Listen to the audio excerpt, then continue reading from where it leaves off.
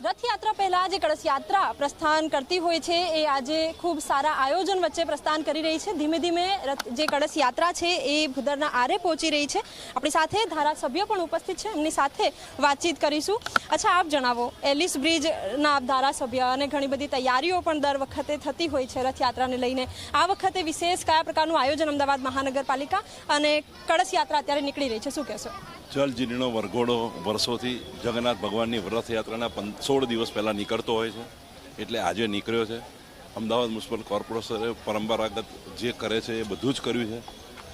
દર વર્ષે મંદિર તરફથી કાંઈ ને કાંઈ નવું ઉમેરવામાં આવે છે। તે રીતે વિશિષ્ટ મહંતો, સાધુ સંતો આ લોકો પણ જલજીર્ણો વરઘોડામાં મહારાજ સિવાય પણ જોડાયા છે ને લગભગ 9:45નો મુહૂર્ત છે જલજીર્ણ ભગવાનને સ્નાન કરાવવાનું, ત્યારે એ સ્નાન કરાવી દેશે। बिल्कुल, भगवानने स्नान कराववामां आवशे। जे मुहूर्त छे ए प्रमाणे आयोजन जे रीते विशेष करवामां आव्युं छे, एमनी साथे वातचीत करीशुं। अच्छा, आप जणाવો कया प्रकारनी जे तैयारीओ छे ए अत्यारे काम करी रही छे? જેવી રીતે કે ભગવાન જગન્નાથજીની આ જળયાત્રા મહોત્સવની આપ જોઈ રહ્યા છો, વર્ષોથી અમારી આ પરંપરા રહેલી છે ને પરંપરા પ્રમાણેની જેવી રીતે કે તે હાથી, ઘોડા, ધજા, પતાકા, નિશાન, ડંકા સાથે અનેક ભક્તો, અનેક સંતો, મહંતો, મહાનુભાવોની ઉપસ્થિતિમાં આ જળયાત્રા મહોત્સવનો પ્રારંભ થઈ ચૂક્યો છે। થોડી ક્ષણોમાં ભગવાનને ગંગા પૂજન કરી જળ લાવીને અભિષેક કરવામાં આવશે।